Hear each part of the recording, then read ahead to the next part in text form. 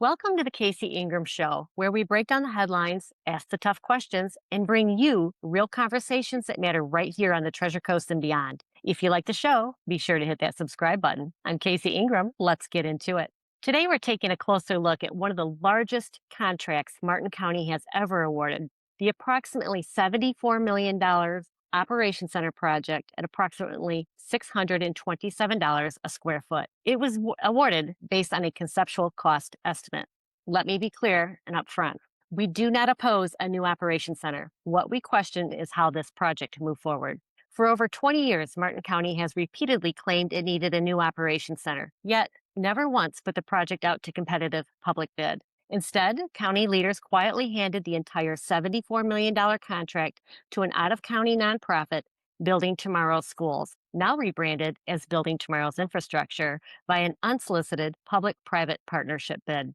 This process deliberately shut out qualified local tax-paying contractors, many with proven track records building similar government facilities across Florida, in favor of a non-competitive, insider-friendly deal for what is fundamentally a standard county operations building. The proposal presents BTS as the single point of accountability, coordinating architects, engineers, contractors, and finance. But that raises some important questions. Much of the specialized experience highlighted for public safety facilities and mission critical infrastructure appears to come from the subcontractors rather than BTS itself. If the real expertise lies with the architects, engineers, and contractors, why insert a middleman instead of procuring those services directly through open competition? What exact value does BTS bring to the transaction? How much are taxpayers compensating them for assembling and managing the team? How are we not paying a premium for this arrangement? And then there are the details in the contract itself. The county promised no change orders and completion in 18 months, yet the agreement allows unlimited change orders,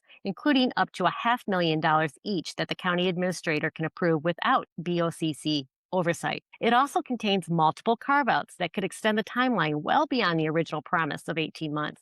These aren't accusations, they're questions grounded in the documents. Today, we're going to follow the facts, examine the contract, and let the public decide whether this process truly delivered the transparency, competition, and accountability that Martin County taxpayers deserve. Joining me today are three guests who bring very different perspectives to this discussion. Commissioner Eileen Vargas represents District 1 on the Martin County Board of County Commissioners and has earned a reputation as a strong advocate for fiscal responsibility and government transparency. Throughout the Operation Center debate, she has been the only commissioner to consistently oppose awarding one of the largest contracts in the county history through an unsolicited P3 process without competitive bidding, arguing that taxpayers deserve greater scrutiny, transparency, and the opportunity to ensure the best value for their investment.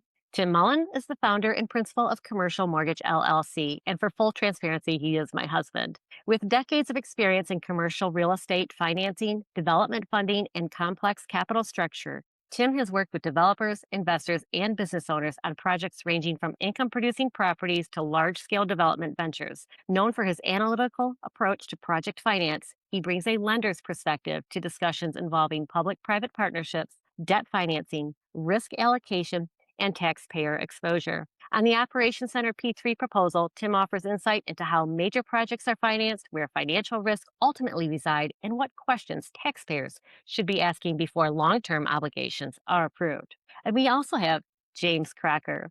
Born in 1972, Crocker moved to Stuart, Florida at age 13 and has lived there ever since. He started his first company, Pressure Cleaning Services, at just 18 years old with a $1,200 pressure washer. In 1997, he invested in his first 40,000 psi ultra high pressure blasting machine, which led to a major discovery: the technology's power to efficiently remove roadway striping and runway rubber buildup. This insight drove him to design and build the revolutionary Stripe Hog system. He sold the first unit in 2005 to a contractor in the United Kingdom, and demand quickly spread worldwide. Under Crocker's leadership, Hog Technologies became the undisputed global leader in the field, selling equipment in 56 countries. By 2025, the company had sold more roadway marking removal units than its five largest competitors combined. A prolific inventor with no formal engineering degree, Crocker holds 25 issued patents, with dozens more pending at the time he sold the manufacturing assets of Hog Technologies to Federal Signal Corporation in February 2025.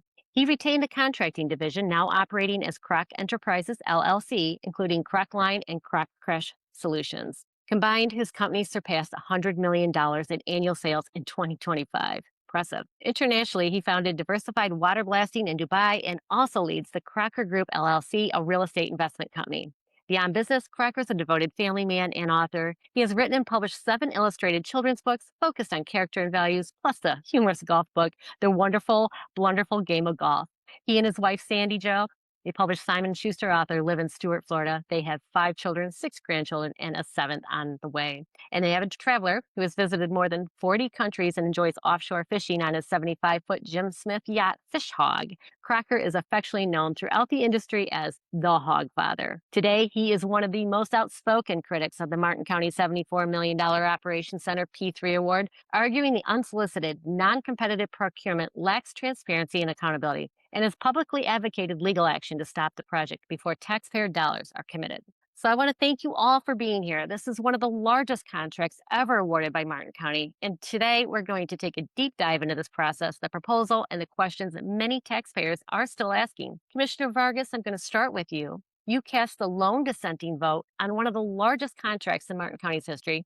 That's not a position most elected officials take lightly. What specifically concerns you enough to stand alone, and what do you know today that makes you believe that vote was the right one? There was no hesitation at all when the vote was cast. There is no oversight on this project. The overruns can continue. There is one person, that's the administrator, that will be the deciding vote if we are going to continue forward with more change orders, which are $500,000 each. We were told originally by staff that there would be no change orders. There's a lot of numbers floating around here. There was a quote, white paper, which is something that's usually put out. I think it was a misnomer. It's actually a schematic, which I did talk about the last meeting. The white paper, true white paper would promote ideas or services or products that are of interest to a certain group that they're trying to convince those that are listening. This is a schematic that was put together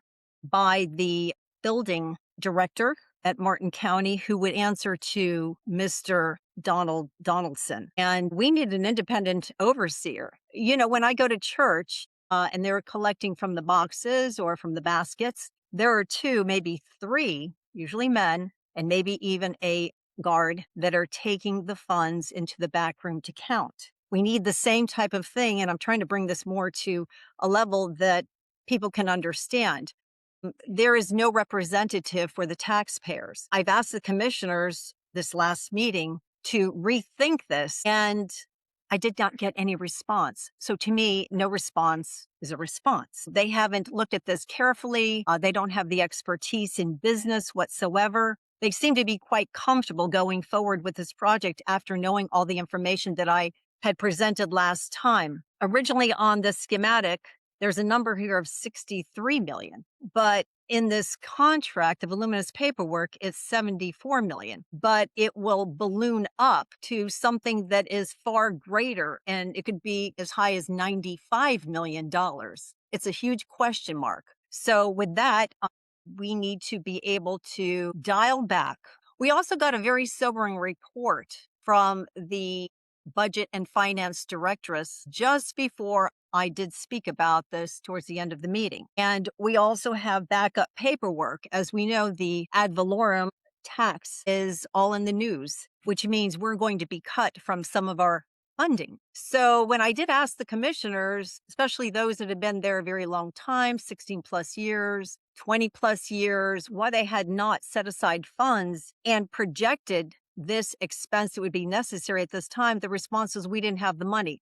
We do not have the money now either. And so taxpayers are going to have to take out a huge loan, which is going to cost them a lot of money. The bond market is one that you have to sweeten the deal today. Times have changed. So I would say that we have to really take a step back and say, isn't there a better way? I mean, I see vacant property throughout Martin County, offices, and those that could be used for industrial also. The other thing that I want to say, and there are many, many points here, they proudly proclaimed that this was $533 a square foot. But in reality, it's going to cost more than that. So if we're talking about industrial shell property, may have some build out already on it, and you could reconfigure what you need. It might be what, 2 to 250 in that arena. Hold on.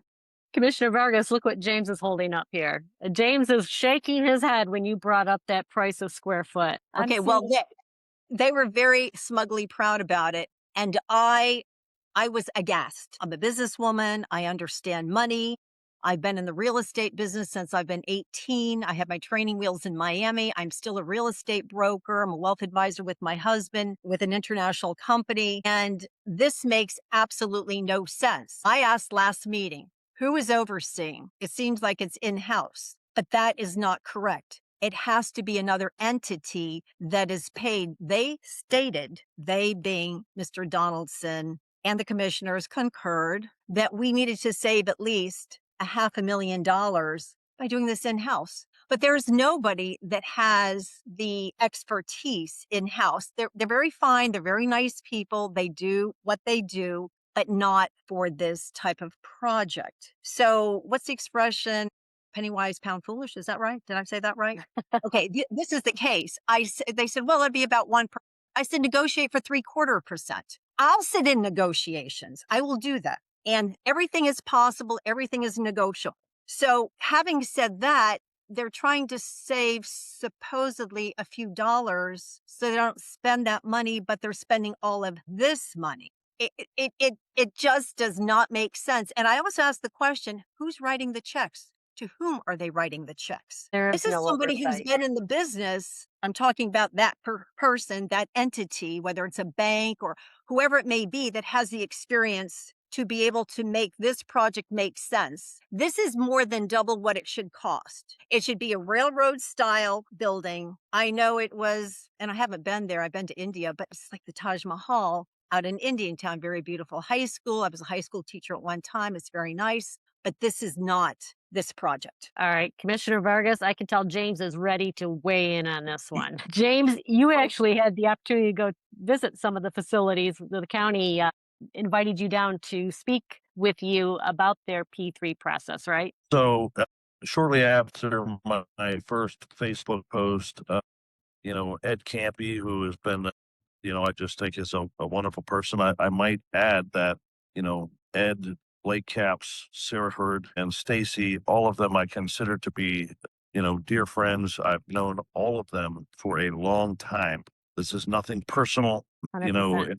In fact, outrageous, really something of this magnitude for me to come out and say all of them should be voted out of office because this reeks of incompetence. I don't think that it's corruption. I know these men and ladies well enough to know to trust in their integrity. I don't think that it's corruption. I think it's absolute ignorance. All you have to do is go and study the average of the last 2 years of industrial real estate sales. And I can tell you with all confidence that an industrial real estate building of this scope size, will sell between 100 and call it $20 a square foot on the low end to maybe $300 on the very, very, very high end. That would be something with a lot of internal infrastructure, big power, big, something inside to make it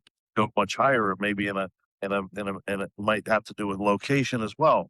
But for the record, 74 million divided by 114,000 square feet is not $624, as was suggested early on in the show. And it's certainly not 400 and some dollars, as I believe Commissioner Vargas just suggested. My calculator clearly says it's $649 a square foot. Now, for reference, I had my hog building appraised as part of the sale last year, 121,000 square feet, beautiful, beautiful tilt wall construction, half the building, about 65,000 feet of it is tilt wall construction, and it appraised for 14.5 million. That's 7,000 square foot more than the proposed operations center. And whatever 74 million says 60 million. Outrageous that it doesn't even sound real. But I promise you, all you have to do is look at the sale record. It's true. And yet, when I asked this young man who was nice enough to receive me after Commissioner Ed Campy suggested that I go and tour the facilities and sit and listen to these the county attorney. I can't remember her name. I'm sorry. I should have brought the county attorney, and then the budget administrator, and Miss then Merlin. this other. Okay, and then was this other gentleman? Was his name Bo? But he's like the county projects coordinator or building and infrastructure guy. Anyways, it was these three people that Commissioner Campy put in the room. So I assume he knows the infrastructure well enough to put the right people in the room. And I asked this fellow, sir, what is industrial real estate of this nature selling for in the county? Oh, he says, I have no idea. Why wouldn't you have any idea? If the county needs a new building, and by the way, I concur, I fully concur. After visiting the hodgepodge buildings at 3:00 in the afternoon, by the way, at 3:00 in the afternoon, I, I didn't see my whole tour. I didn't see a single person working. So I'm not sure exactly what they're doing at 3:00 in the afternoon, but the buildings were empty, the lights were off, and nobody home. So I mean, who knows? Maybe it was certainly wasn't a holiday, but that's a whole nother discussion. But it's clear that they need a new operation center. That's fine, but to spend 74 million with a no bid process, I would just I'll tell you what a no brainer would be. I would personally put up a $5 million escrow tomorrow and do the whole project for 50 million. $24 million less, and put 5 million of my own money at risk if I can't complete it for under $50 million. Here's another reference point. MJD Construction, very, very well known, great builder. He's actually my builder. Okay. And Mr. Sands, probably the largest builder of industrial real estate in the county.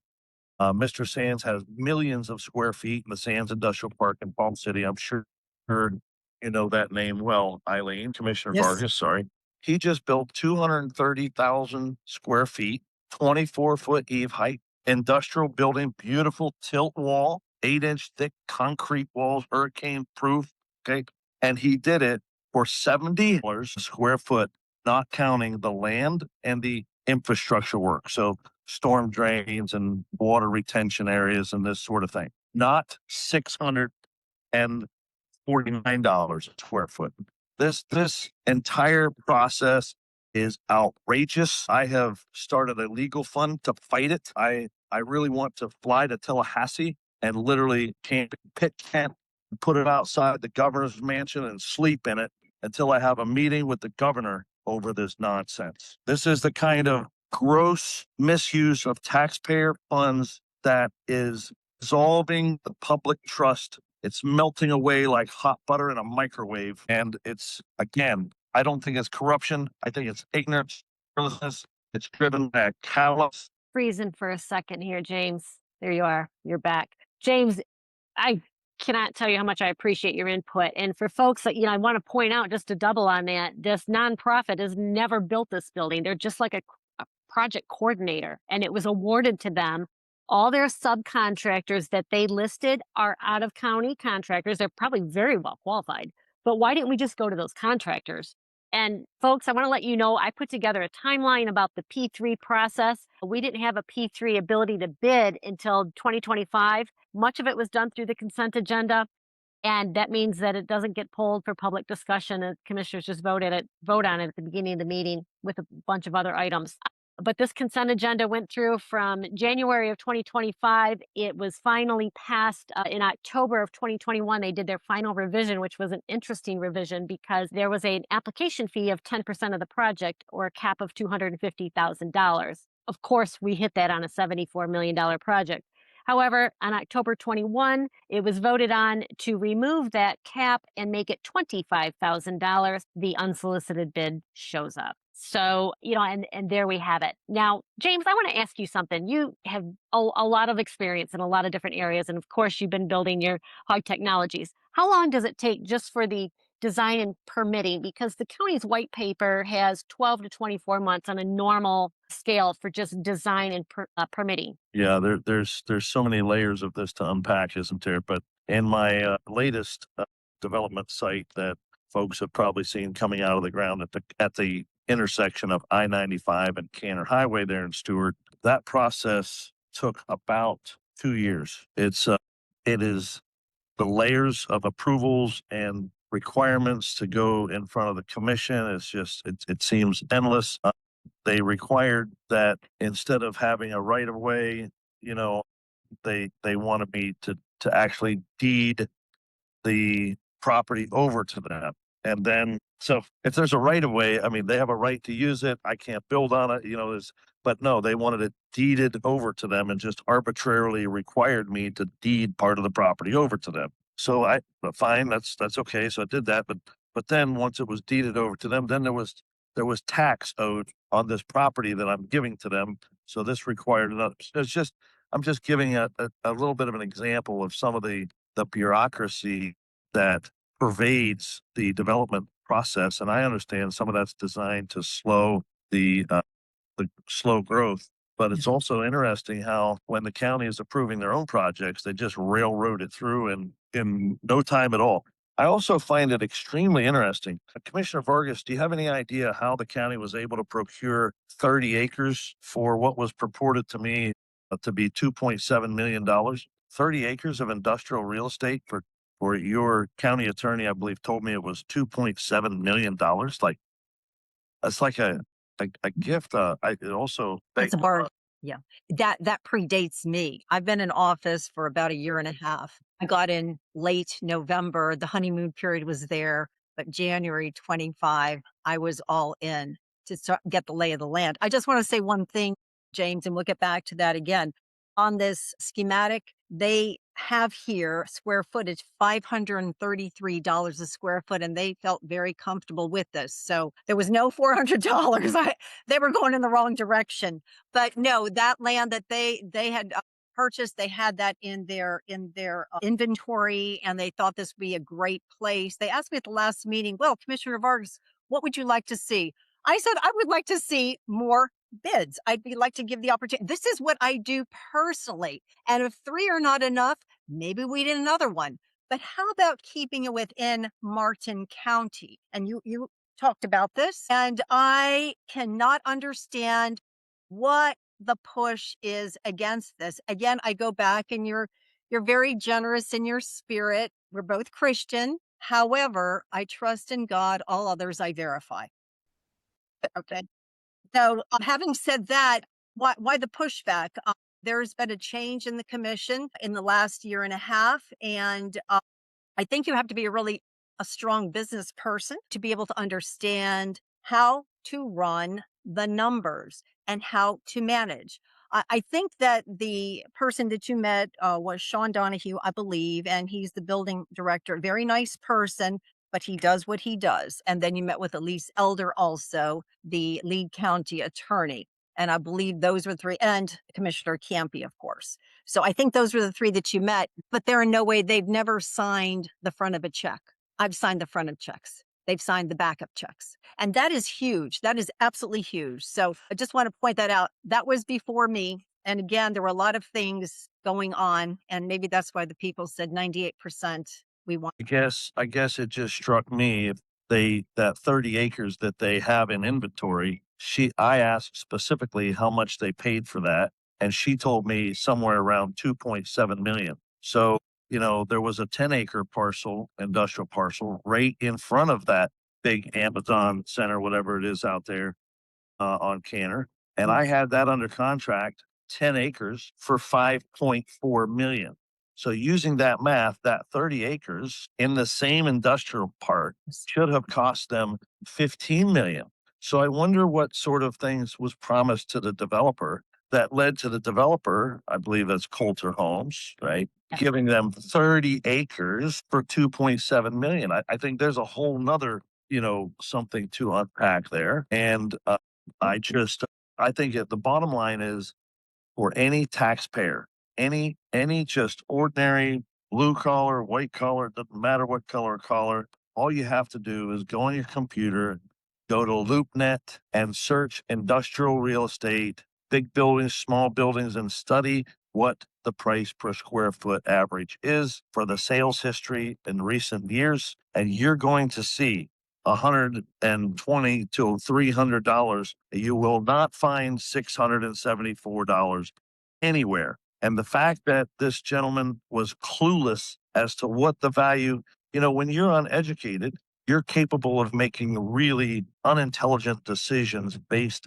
upon your ignorance. Expensive ones. And if you are educated, and not only did this fellow not have any answers, he appeared baffled as to why I would ask him such questions about the value of industrial real estate. Well, for all of you listening out there, it's quite simple. If you could buy it and move into it at well under 50% of what it's going to cost you to build it, then why wouldn't you do that? Or why wouldn't that spark your curiosity about why this contractor, as I understand, had been in business less than 2 years, have built very few projects, have relatively no experience. They're not based from here. We know very little about these people. And, maybe I'm giving the commissioners more credit than they deserve, not suspecting corruption, because I just don't know. I mean, it is difficult knowing them as well as I know them. It is difficult for me to imagine any kind of corruption being involved. And yet I don't understand why they would do something so unintelligent with our money. James, and I want to step back for a second. And Tim, I want to go to you because you've been very quiet. But before I do, I brought up that 18-month timeline because that's what the county has promised the commissioners and to the public. We're going to have this from day one through 18 months. It's going to be built out and we're not paying for any change orders.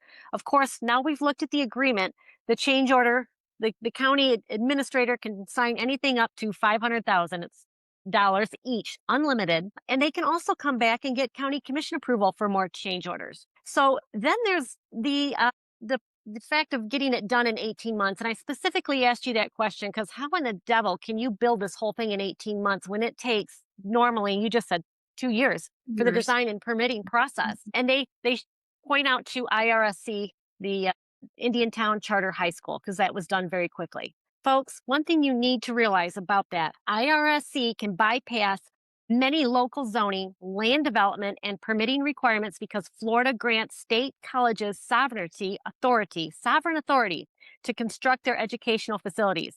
The authority includes exemptions from local development approvals in many circumstances. They do not have the same counties do not have that same statutory exemption. They still have to comply with their own permitting, their own land development, their building review process when constructing public facilities, unless there's an emergency or something like that.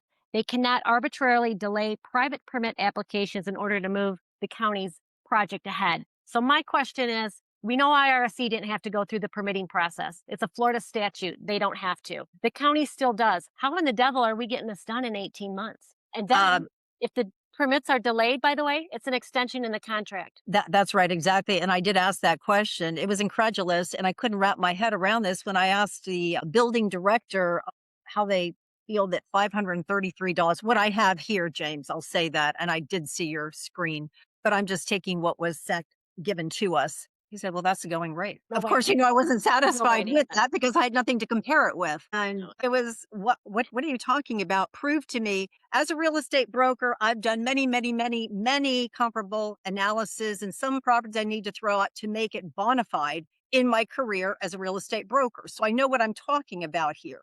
But this was not the case. They were pulling in, the Jensen Beach Sea Turtle Cafe, and they were saying it was $912 a square foot. Wrong. This is taxpayers' money, and I am watching this like a mother hen, I guess you could say. No. It is very specialized because we have breezeways, we have ramps, we have stairs, we're on sand dunes. It needs auger pilings. We have the tiki hut. We have the breezeway that joins the restrooms with that. Also, we have a storage building there. It's specialized. All in is $422 a square foot, but that is a very different piece of property. They'd included that in the schematic. When I addressed that last time, I said, there's no way. You need to throw that out, just as I did when I was trying to look at properties that would make sense to be able to come to a fair pricing that reflects the market. Markets change in real estate. So I just want to bring that up to you. So, Commissioner, you're saying that highly specialized building was $433 a square foot? No, sir, $422.49. $422 for a very specialized building. When I built Hog Technologies, and I think the community knows the building very well, and I believe in doing things right. Whatsoever you do to the best of your very best of your ability as unto the Lord, right? So I believe in very nice spaces, and I think my all-in price to build that 65,000 square foot beautiful addition over there was under $150 a square foot. I'd have to go back and look at the exact math, but it's certainly this is just, again, it's so outrageous. It's hard to wrap your head around. Oh, And it you did. know, they want to talk about how the other thing is I really got to give some kudos to Governor DeSantis here, because I think the governor realizes that it's impossible to go county by county and dictate and try to micromanage the thriftiness, let's say, of our commissioners county by county, 67 counties in the state of Florida. So that'd be a daunting task. And the governor knew that by cutting property tax, that he could reduce the budget significantly county by county, and thereby by shrinking the funds that each county has to work with through the property tax, he thereby basically legislates a tightening of the purse strings, right? A becoming more conservative and encouraging thriftiness. Isn't it interesting that it was literally 2 days after we got the news of the legislature passing that bill, basically increasing, tell me if I have this right, we're increasing the homestead exemption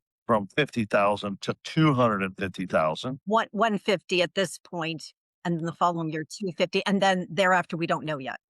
Okay, so massive reduction in tax revenue for the county, and yet the commission thinks it's a great time to initiate this incredible waste. In any times, it would be a waste, but the timing is just a bit serendipitous, you know, and I Absolutely. The timing is not appropriate. We should not be taking on anything that is out of the norm of maintaining what we have right now. We want our toilets to flush. We want to drive on roads. We want to have that are nice, that are paved. We also want to be able to know that we have enough money should we have another storm, because FEMA is not coming up anymore with the money, just writing the check back in the old days. And I lived through Hurricane Andrew. I'm a Florida native, so I've seen them all, and I've lived through all of them. One other thing I wanted to mention about the Sea Turtle Cafe, our bids are going out in the last quarter, November, December, and we expect multiple bids. I've spoken with the parks director numerous times in conferences with me where he's able to show me numbers. And so I will be looking at that number. We're going to try and drive down. This is a spectacular project. And so if they want to have this on their resume, they being a construction company that had a hand in this, so be it. But they need to prove this and they need to earn this. And a couple things. Tim, I want to get to you because you've been very quiet. James, I did want to let you know there's an additional 4,000 square foot building besides the 114 that they're storing their pesticides in. I think that's where the per square foot difference came from with that project. So it's 118,000. But, you know, beyond that, Tim, I want to get to you on your commercial side and the financing side, because this whole thing just doesn't make sense. James has said it. Why didn't this raise anybody's eyebrows on this project? So tell us a little bit of what you're thinking when you looked at this astronomical price for this building. Well, I absolutely concur with Mr. Crocker and Ms. Vargas, Commissioner Vargas. But when I first looked at this for UKC, it was so much nonsense. I said, there is not a remote possibility, not even remote, that you would take this to a traditional financing organization. I've been doing this for all my adult life. All right. I don't finance houses. I do commercial real estate finance. So when I looked at it, I said, this is complete nonsense. And the first thing that struck me was that they had actually done something right and then removed it. They had a project overseer. We call them construction consultants. They're third-party consultants that report back to our lenders. These are mandatory. It doesn't matter the size. They're mandatory. Not, you can't have the borrower overseeing the project. It's nonsense. Then I get into this one price thing, and I said, there's nothing about this as one price. This is about as cost plus as anything I've seen.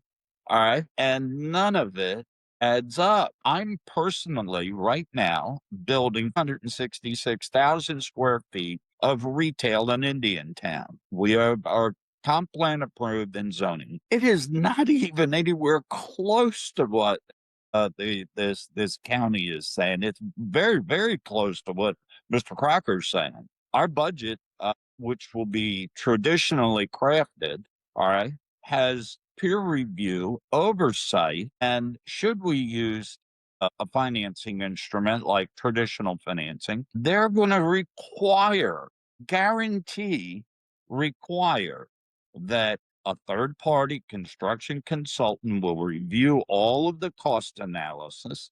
They're going to require a budget review.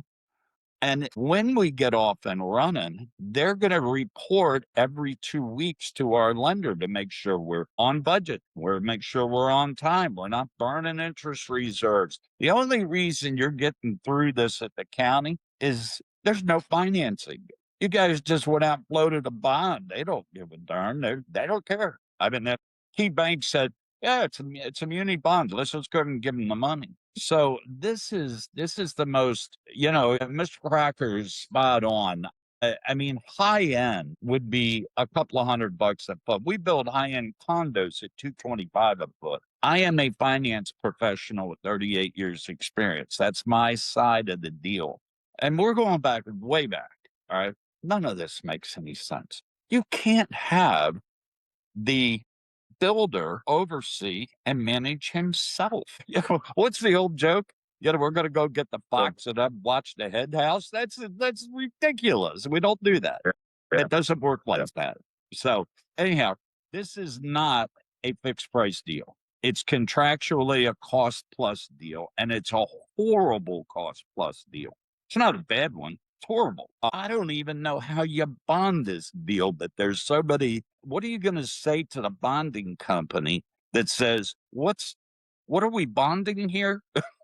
I said, there's so much wrong with this, Mr. Crocker. I'm like, this is ridiculous. Where do you want me to start, kids? All right. So Tim, great point. In fact, Tony Groza Builders just built a beautiful guest house for us on a 10-acre parcel on Salerno Road. And his initial price for build 4,000 feet was some like 650 grand. Well, by the time we got it, it was $100,000 of upgrades because we wanted to, we wanted to spice it up. It was kind of a Port St. Lucie track home, but I visited some of Tony's places and he does a really, really nice job. And so 750,000 divided by 4,000 feet, $187.50 per square. That's a For deal. a house with 3 bathrooms, with a beautiful kitchen, with a jacuzzi tub and big huge showers and walk-in closets. We're talking $187.50. It's still a huge far cry from $649 a square foot. I don't know how many ways to say outrageous, but honestly, this really should be investigated by the governor's office. I don't know who has oversight. This is an important question. At the state level, who has oversight of a county commission? Is there an oversight committee at the state level, or is there a DOGE? Is there a state Department of Government Efficiency that I could There appeal is a to, DOGE Commissioner office. Vargas? Yes, there is a DOGE office, and I will get you that information. We also have an ethics division too. I would really like to have contact for both of those. And if I were to approach those, as a concerned taxpayer, I would also reference the fact that one commissioner did, and in fact, I haven't formally thanked you. I've never met you, but thank you for voting your. I would say voting your conscience, but I think it's more voting your brain, voting your education, your life experience, voting with the math. Thank you for standing up against this outrageousness. Can I No, jump no, in with no. Mr. Crocker, you made good sense about the, cost for the guest house. I financed the Ritz Carlton on South Beach for Matt? Alfredo Lowenstein, going way back. Now, will everybody agree that the Ritz-Carlton is a lot more expensive than this? All right, I financed that. I Has to. did that deal. They stayed lifelong friends of mine. We weren't anywhere near this for the Ritz-Carlton on South Beach. Wow, And there you go. Lowensteins owned the property. We weren't even close. That was a $129 million project, but that was the Ritz-Carlton. Yeah, yeah. So, since I just can't, this is a little bit unrelated, but Horst Schultz, who is the founder of the original founder of the Ritz from Germany, and I sat and listened to him for 2 hours on Monday of this week in Atlanta, and he talked about the cruelty of giving people a function or a job, if you will, without giving them a mission. And he talked so passionately about people needing a high purpose in their life, and if you happen to be listening to the case, buy his book. I forget the title of it at the moment, but Horst Schultz was so inspirational, and I realized that I have some work to do at Croc explaining it. And I think even as commissioners, do each of the county employees understand their calling and their mission to serve the taxpayer. And I think that if my friend that was on my right, the building director, what was his name again, Commissioner Vargas? I believe it was Sean Donahue that you were with. Yeah, You meant the buildings in the county. yeah. But he, really each of the county employees should be serving the taxpayer. The parking spots for the county commissioners and employees should be at the far end of the lot. The taxpayer, the customer, should have you go to the tax office, no cell phones allowed. In the meantime, they're back there doing what? Playing on their cell phones. Like, sorry, we're actually the bosses. We pay your salary. We provide the resources for your checks. And wouldn't it be amazing for one or more of the commissioners to lead a cultural revolution within so that they understand, who we are as taxpayers and the gratefulness they should have towards. Anyways, that's a whole nother conversation, but I do think that this represents a massive disservice in getting back to the core of this entire conversation. We have been so misserved, misrepresented, and I do believe that each of the commissioners that voted for this should lose their jobs. I hope that I can somehow remain friends with them because I think each of them are wonderful people. But this is such gross incompetence. When you are incompetent at your job, you deserve to be fired and unelected. And I'm sorry, but that is my firm position. And it's risky because I don't know Chris Collins. I don't know John Dial. I don't know some of these other folks that are running. I don't know what we got in these folks, but it can't get any worse. I think maybe it can't get any worse. It's pretty bad. Exactly. And, I voice the same thing, James.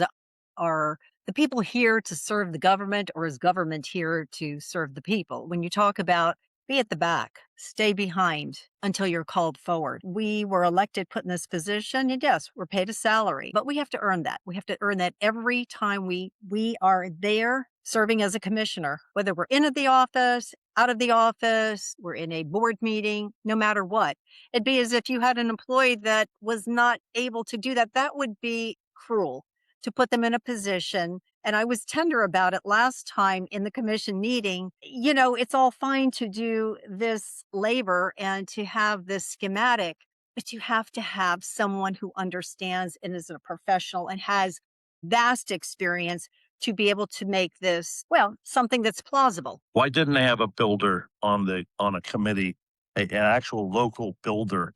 We have so many wonderful builders in this county, and I'm tempted to name some of them, but we just do. And why they weren't consulted with and brought in at least, hey, what should a building like this cost us per square foot? Absolutely.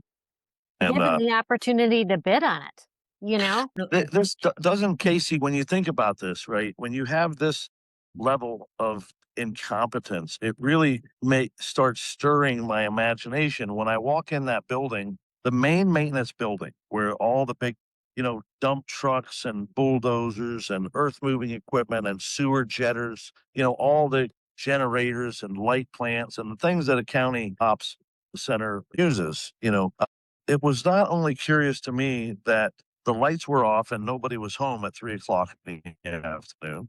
I mean, the time, if they started 7 to 4 with an hour lunch break would represent a normal workday, 8-hour workday. Where was all the people? Right. Okay. And if this level of incompetence, what kind of oversight is happening? I don't know how many employees does the county have at these centers overseeing that? Who's driving productivity? Who's making sure that the taxpayer is getting 8 hours of work done for 8 hours of pay? In fact, in the private sector, I'll tell you what, the businessman, there would be somebody whose life, whose career, whose finances were off. This is why governments don't belong, doing a lot of things for themselves, because they're not responsible with the oversight. And who's running the show over there at these operations and what the mission is. And here's the other even more curious thing. Not only was there lights off and nobody was home, there was no trucks in the bay. Is there no? Those trucks, is there enough needed to be fixed today or nothing to be fixed tomorrow? Why were the bays empty of trucks? And I'm wondering if any of these commissioners are asking those kinds of questions. Why, when I go over to the county building department, why are there 20 pickup trucks in the lot that never move? Are there, a company like mine? I mean, I can tell you down to the mile what our usage rates and sitting and it's not being used and it be sold. We don't need it, and we definitely shouldn't stack them up to where I don't know. Are these, maybe every time I'm there, everybody's just maybe those trucks are used, and I don't know, but it certainly raises a lot of questions about how efficiently our county is being run. If they're that capable of spending $74 million so grossly, how much of our taxpayers are being wasted by lawnmowers that might be brand? I saw a robotic street sweep, brand new, that $1,000 complete waste of taxpayer money. I mean, who knows? Maybe I would go digging and find out that, well, we need a road sweeper. But I did ask that question, why at 3 p.m. was nobody working? I asked directly to the county manager. There was no response. No, in a commercial business, you would be fired. You would be fired. You're hired to come in at a certain time, take your breaks, have your lunch, do your job every single day. That's the deal. I've done that. I've been on both sides of the desk. Well, I like to call it other people's money. They've just lost control of it because they're spending other people's money. Well, this is it. But there's never been anyone to stand up and say, wait a gosh darn moment here. What are we doing? And I appear. But anyway, no, I appear and I say, wait a moment. What is going on here? The smell isn't right to me. I'm not as sophisticated as Tim Mullen is. However, I do understand money. And this is simple addition, subtraction, division, and multiplication. The other thing I hear, if you'll weigh in, James, people go, well, you just can't go to competitive bidding because the cheapest is not always the best. But you don't always take the cheapest in competitive bidding. That's correct. That's correct. And Casey, that's a great point. Just because you go to a bid process does not mean that you need to pick the lowest bidder. You can select whichever one you feel like represents the best value to the taxpayer. When you look at a budget, you should be doing peer review. Absolutely. And so Tim, if a family came to you and said, we'd like to build this beautiful home, and we only have $1 million home. Could you help us get? The county is also doing the equivalent of this kind of nonsense. They don't have the money. They're gonna go and borrow the money, which only exaggerates the problem. And then we're gonna hear, well, we're gonna raise property tax. When we talk about total tax and go back 20 years, go back 30 years, and you look at all the government knows how to do is spend more. And this is a cash grab unlike this county has ever seen.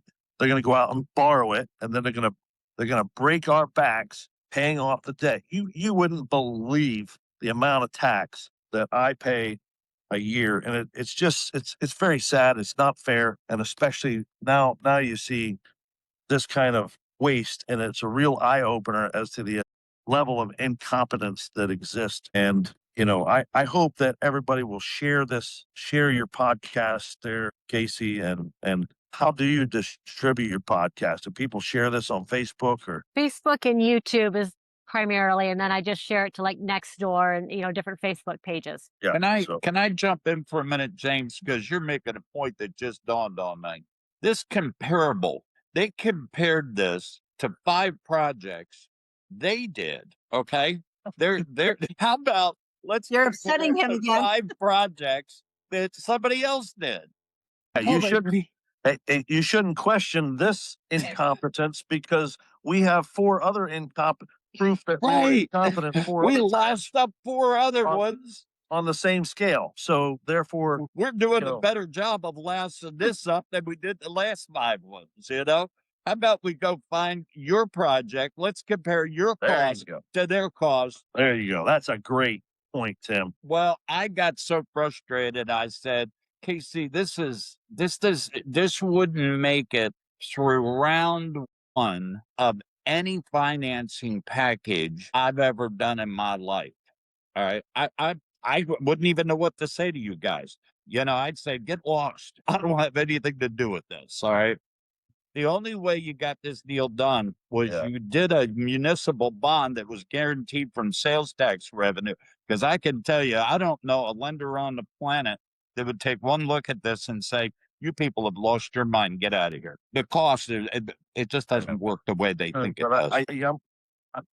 I'm about out of time, but Commissioner Vargas, I think the question that I'm asking now is, I think the most important question on the table: how do we stop it? And I think if you could please email me the contact for the state level ethics committee and the state level Doge office, I'll waste no time in contacting those. I've also started a legal fund. I've made a $20,000 deposit into that fund. I haven't received any other commitments yet, but I think the moment that I'm investigating how I go after this legally and challenge it, and I hope that other donations to the fund will pour in at that time. But I think the other way we stop it is by making sure these commissioners know that if they don't stop it, they're going to lose their jobs, as they should. Absolutely. Well, you have the opportunity. We have 2 seats coming up this year and another 2.5 years of the 3 seats. So Absolutely. James, thank you so much. I would love to have a follow-up conversation.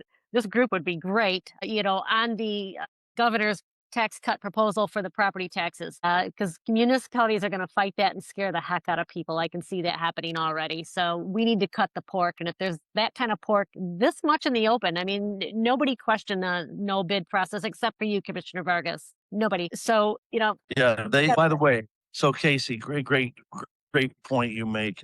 The one of Commissioner Campy's defenses was, this is a completely allowable process. And my immediate instant response to him was, Ed, seriously, because something is like, you can go jump off the Roosevelt Bridge. There's nobody there to stop. There's no law. There's no sort of that. Does that mean you should go do it? Does that mean it's recommended best practice? No, of course not. So the fact that it's within the confines of the law is a ridiculous offense for doing something. yeah, that's a convenient response, and that should not be tolerated whatsoever. So Let me jump in for a minute. It's legal to be stupid. Okay. And so it should be illegal, but it's not. And if you're going to be stupid and legal, well, not on my dime. exactly. So there is response on this. Casey well knows, and I have heard from quite a few constituents, and those are my bosses. I have about 160,000 of them, and the folks at Martin County work for the Board of County Commissioners. It seems as if it's lopsided. I think that word was used last time by one of the commissioners, that this commission is lopsided. So it's not lopsided, but there are judgments to be made here, and there is definitely reform to be made. So I don't back down. I know exactly what I need to do. I will definitely get you that information so that you can contact those particular offices and do what you have to do. You're one of our constituents and you're one of my bosses. So All right. James Thank you. Crocker, thank you so much. Tim Mullen, Commissioner Eileen Vargas. If you didn't stand up and say something, we wouldn't even be having this conversation today. So thank you for being the lone voice up there. It's not easy, and you did it. I will continue. And then, folks, I'm going to put in the county's white paper, why they said this is such a great project, and also the P3 timeline, how that came about in the comments. I'll post this on Facebook at my show, the Casey Ingram Show, as well as on YouTube. And that's also the Casey Ingram Show with those additional comments. And, finally, I did have some listeners that had reached out with questions ahead of time. I did pose those to Don Donaldson, the county administrator. He wrote back and said that on June 23rd, they're going to address my questions as well as a presentation to the commissioners to address the questions. Some of those questions were, is it a good idea to have all the operations in one location if there's an emergency and something happens with that building? Other questions were, who's going to be at that building, what departments, and how many people? So some of that should be addressed on the 23rd. And then just to wrap this up, competitive bidding exists for one reason, to protect taxpayers. When a $94 million public project is awarded without competition, allows unlimited change orders, and includes multiple avenues to extend the schedule, taxpayers are left with simple question: who got the better deal, the public or the developer? Don't forget to follow the Casey Ingram Show on Facebook and subscribe on YouTube for more real talk you won't hear anywhere else. I'm Casey Ingram. Stay informed, stay engaged, and I'll see you on the next episode. Again, James Crocker, Tim Mullen, Commissioner Vargas, thank you for this conversation. Enjoyed it. Thank you. Thank you. Bye-bye now.